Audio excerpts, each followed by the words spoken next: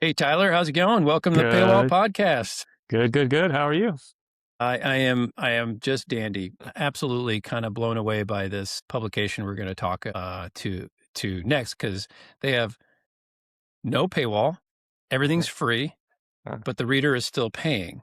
So uh, how's that even possible for a nonprofit model of publisher? Interesting. Yeah. Welcome to the Paywall podcast, where we discuss paywalls and paywall strategies for news and magazine publishers. This episode of the Paywall podcast is brought to you by Leaky Paywall. Leaky Paywall is the most flexible WordPress subscription platform. Find out more at leakypaywall.com. And now for today's episode.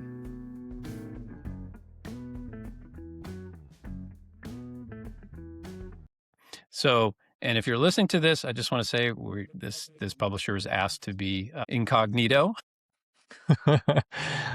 So we're going to not mention any names, but this is a publisher that Tyler, I know you've worked with for a little while now, Uh-huh.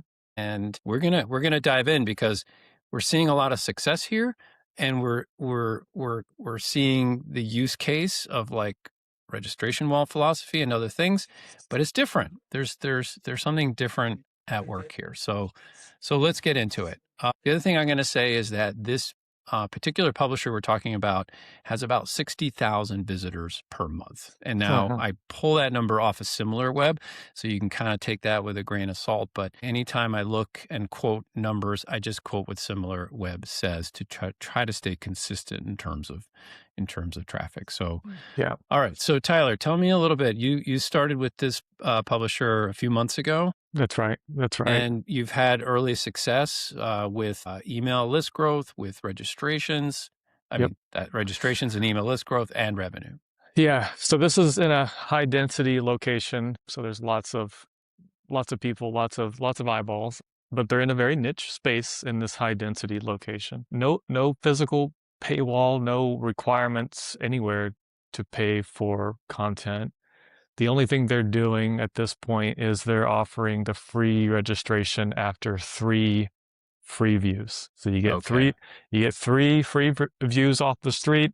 You come to their site, and on that 4th view, you're getting hit with a free registration, which in turn gives you unlimited access to their site. So you Right. might be thinking, how on earth does that ever translate to revenue for them? That's exactly what I was thinking. How does it translate to revenue? Yeah, Yeah. one would think, because we often on this podcast about kind of cranking down that meter to 1 free for Mhm. those who come to your site, and 1 free after they register. So giving away 2, 3 is very generous on the front end, and then unlimited on the back end is kind of crazy, if you ask me, if you're trying to generate revenue, right? So what they're doing is, after they register for free, there's a number of things that they can unlock as part of a paid option. So one thing that they're doing is, on their site, if you want to participate in comments, you want to be part of the discussion on their site,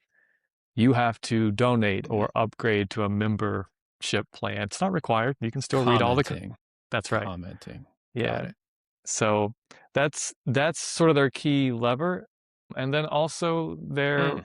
they're big into, they offer like merchandise, like a hat or like a bag, or some kind of branding Yeah.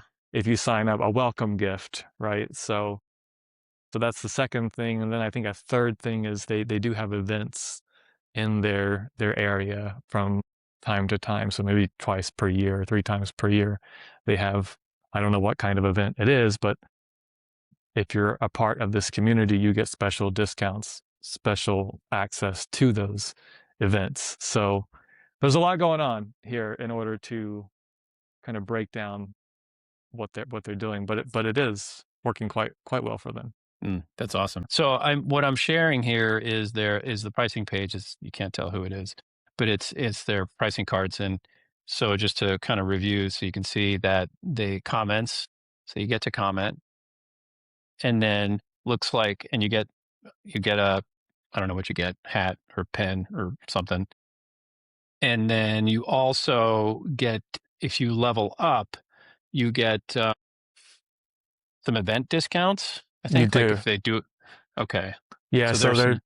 you're kind of starting on like commenting privileges in the beginning, like the lower tier, along with a members only newsletter, opportunities to share feedback and all that jazz, and a small welcome gift. I think it's a bag or something. Okay. And then you kind of level your way up to an ad-free experience, discounted tickets to their events that they have. I believe it's up to 3 times per year. I'm not entirely sure. So it's really more like a membership, versus a Gotcha. transactional, you pay and you read the content kind of thing. Let's talk a little bit about the comments, because you mentioned that this was sort of a primary hook for readers. Are readers commenting on the site? Is there interaction there? Oh, And there how are they is. handling it? Yeah, there's certainly people who are paying are indeed commenting on their site. As far as how they're moderating it, I think the payment itself does a pretty good job at moderating comments, and that seems to be the case across all the publishers that we work with. If you're requiring a payment in order to comment, that keeps it pretty clean typically. But I don't think they're doing, they approve them, and it's not a huge lift. So. Yeah. Yeah. If you've given a credit card for payment, you're probably not going to be a total nightmare in the comments. And the same kind of goes for the free registration. If you do have commenting available for free registration, it's like if they have their name and other attributes that personally identify who they are, you're a lot less likely to see nastiness break out on a site. And publishers are always kind of nervous about turning on comments, and we always recommend to them that you should disable your comments on Facebook and then only allow the commenting to happen on your site, not on the land of social media, which is generally a lot more friendly and easier to manage, and you get the eyeballs on your site, and there's a lot of benefits to it that outweigh, I think, the negativity that can develop, but often doesn't. That's a hot take, and I love it. Yeah. So let me just dive down that a little bit. So your Facebook page, turn off the comments, direct everybody to your page, and then set up, at the very minimum, set up the registration wall. And if you do register, then yes, you can comment. That's right. But better yet, if you're brave enough, you turn on commenting for only paid subscribers. Yeah, for sure. Yeah, you'll certainly see a drop in like the number of people that comment with that, but for sure, like you should be taking advantage of the eyeballs, the conversation. You're the publisher, and keep that comment world off of Facebook. I bet there's an AI solution for commenting. There's these several. days. There's got to be. There's right? several that are out there.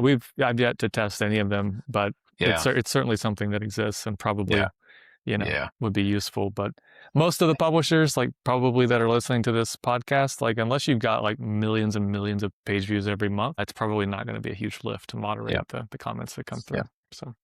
Okay, so that's very cool. Get the comments on the site off of social. I like that. Okay, so let's go.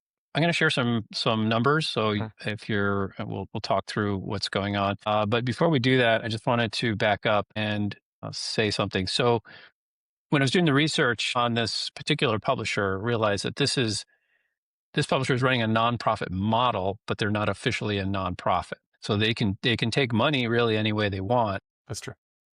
But they're still mission oriented, where it's like, hey, support us, and we're gonna, we need your reader revenue, we need your payments in order to really thrive. They do have some advertising on the site, and I noticed on the previous card that ad free was another lever. So comments, event discounts, product discounts, free product, ad free plan. That's right. So bunch of levers. A bunch of levers. And I like that. I like that. Okay. So here, if you're looking at this, again, I've blurred out and stripped out any identifying things on here, but essentially you're saying on the third article or fourth article, this wall shows up? On the fourth article. Fourth article. So contrary to what we generally suggest, they've been running 3 free articles. And then this registration wall comes up, which says basically create a free account or log in to gain access to the story, and then unlimited access afterwards.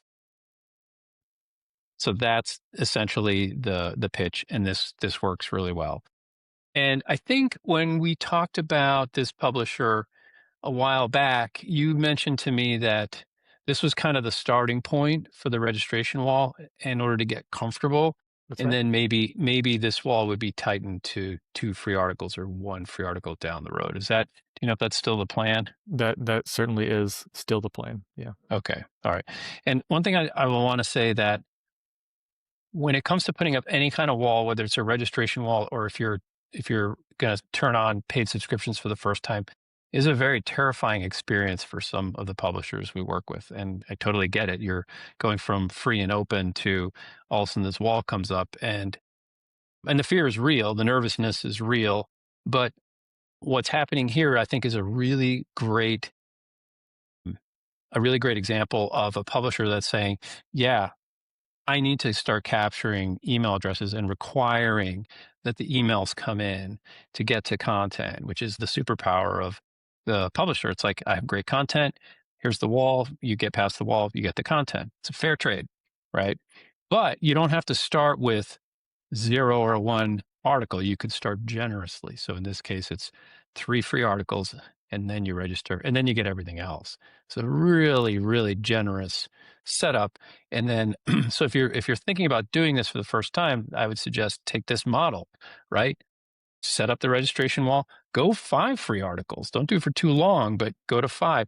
The average the average session, if you look at your Google or whatever analytics you're using, is about 1.7 article views per session that a visitor lands on your site, which means that ideally you really want the registration wall to pop up on article number 2, because at 1.7 articles per session, you want most people to see this. And the ones that are going to engage with you will drop off the email. These are the people that you want on your list. So start generous, and then you can tighten over time. Okay. I'll get off my soapbox for a little bit now. Sorry, I've been working on this study, 62-page study that's pretty much done now. Oh, And wow. there's a lot of data in here, and this was part of it. It's like building confidence is a whole section in the study. Okay, so that's the registration wall. If you're not running one, this is your moment. Do it. Set one up. Then there's kind of a small level, which I noticed. I don't know if you have any intel on this, but essentially it's like below all the pricing cards, they have this like, oh, by the way, if you can't afford, the sort of the regular pricing, you can, get some benefits for just a small donation.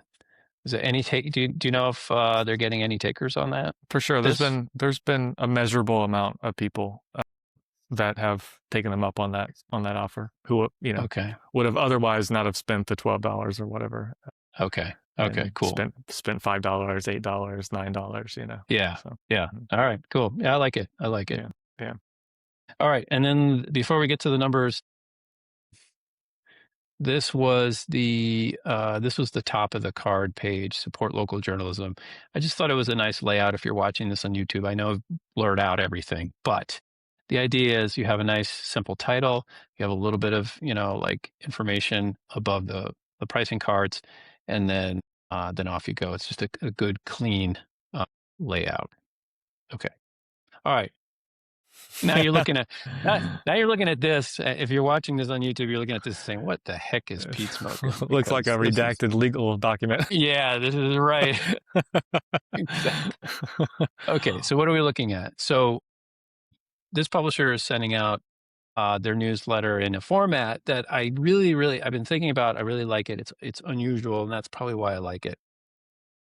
Essentially, it's instead of like the regular newsletter where you get like a featured image and then the teaser and then the next featured image and then the teaser and the next featured image and then the teaser.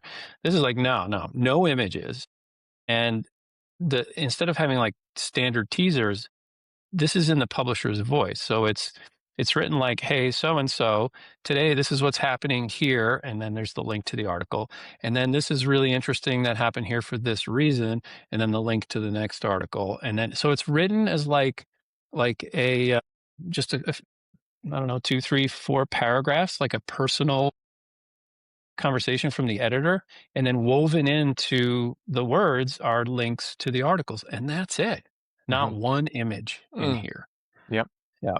And my guess, you tell me, my guess is this works really, really well. It's I love the fact that it's personal. Yeah. It's very, very fast to scan. You can kind of read it quickly, and it's friendly because it's in the voice of the publication. And then the links are very obvious that pop out. So if you want to read something, you just look at the link text and you click on it. And I bet this is pretty well received. I don't know if you have any Yeah. intel on this. Yeah, I don't have any data on it, but I also had the same kind of reaction from seeing their newsletter. It's very compact, concise, and kind of straight to the point. And here's some links to various items, and it's like no images really, nothing flashy. It's just here's what's happening.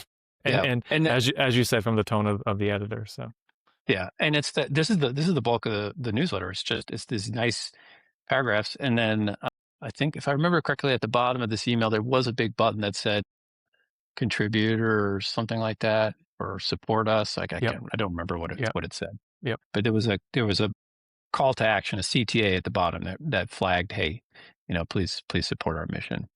Yep. So, I thought of one thing that we talked about 5 levers. There's a 6th. I remember. There's a subscriber only newsletter that goes out as well. That's right. Yeah. I forgot to mention that. Yeah. So for a donation based publication, we have comments. You get a nice piece of gear. You get discounts on events. You get a subscriber only newsletter and something else I forgot. But there's a lot. My point is, there's a lot you can do even when you're not walling up all your content, and you can still use a registration wall to really build your list. Yeah, these are more membership-oriented benefits versus a transactional. You pay, you get access to content. Like the content still has enormous value for them, for sure. It's how they're generating emails. That's why people are signing up. But they're using other elements to get people to actually put money in and become part of their community. One other thing I saw, because I was going through this earlier, was that they welcomed questions to the editorial staff if you're a paid subscriber. So that's another benefit you get, is you can, and I love this sort of letters to the editor kind of thing. I'm starting to see this happen a little more and more. And I think it's something that publishers really need to lean into, is having a dialogue with your readers. Yeah. And encouraging them to literally hit the reply button in the email. Like don't have a no reply email. Have this email go to a person. And when Google and email service providers see replies to emails, it signals engagement. It signals quality content. So Gmail will, if there's a lot of engagement through replies via email, then Gmail will be like, oh, well, we won't bury your newsletter. We'll put it up in your mailbox because you're engaging with this very true. source. Yeah. Okay. Last thing. Let's look at some numbers, shall we? Boom. Okay. So we only have a few months worth of data, but these numbers look really healthy. You have a what I would say 5.7% conversion rate. As far as the number of times that the registration wall has been seen. And that's, when the study does come out, that's like square in the middle. Like looking at, I think it's 2.7 to 6.5%, or 3.2 to 6.7%. It's right in the middle of that. Yeah, and this is with a very generous option here. So they're giving away a lot of free content before they're even asking people. So to be able to get to almost 6% is pretty remarkable. Yeah. So, clearly their content's in demand, and I would argue if you do a good job with local news, you're going to be in demand. People, you're going to have a monopoly, potential monopoly on your area, and your neighbors, your residents want this information. Yeah, So yeah. And I think they've done a really good job at sort of cultivating this like fan club around their publication. It's like people know them in the community. They've been around for quite a while. They're a digital only operation, but they have events, they engage with the community. And so all of those elements, I think, help kind of drive that conversion rate that we're seeing despite having, 3 free views before even, prompting right, someone to sign right, up for free. right.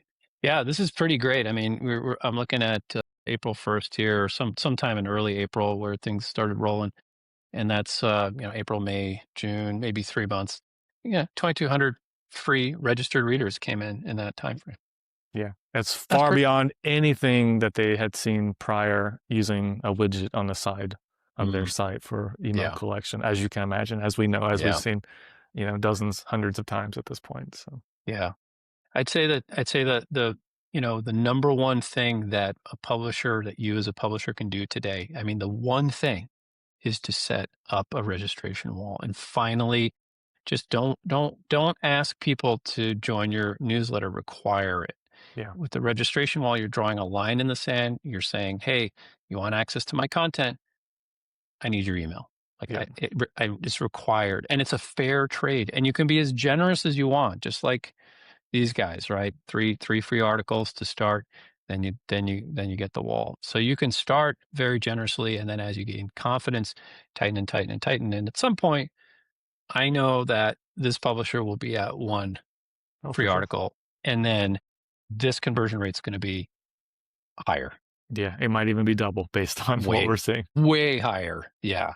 Yeah, So it's amazing what a registration wall can do. And we work closely with a lot of publishers, and we get them to turn on the registration walls, and it changes the game for them completely. Right? All of a sudden, traffic, they're doubling their traffic in a year. Their paid subscriptions are growing faster than they ever, like by a chunk, a big chunk, faster than maybe double or more, because they're building their list of engaged readers, sending that traffic back. It becomes the flywheel. We call this the publisher flywheel.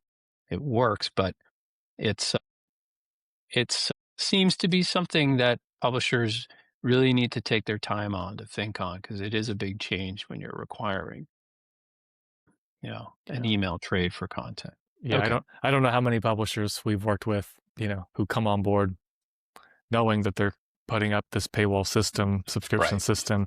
We get to the end of the process, and it's like, oh, whoa, whoa, whoa! I didn't really want to put up a paywall, Right. right? Right. So, yeah, these things Yeah. take time, and as you said, kind of using the levers available to you to gain confidence that this will work and does Yep. work. And Yep. Yep. Exactly. All right, Tyler. This was great. yep, Awesome. Thanks for sharing. Appreciate yeah, it very thank you. much. And yeah, if you have any questions on what we're talking about here, just email us, reach out to us, info@leakypaywall.com. We'll do the trick. Or you can hit Tyler up at Paywall Project, and we're always happy to chat. So till next time.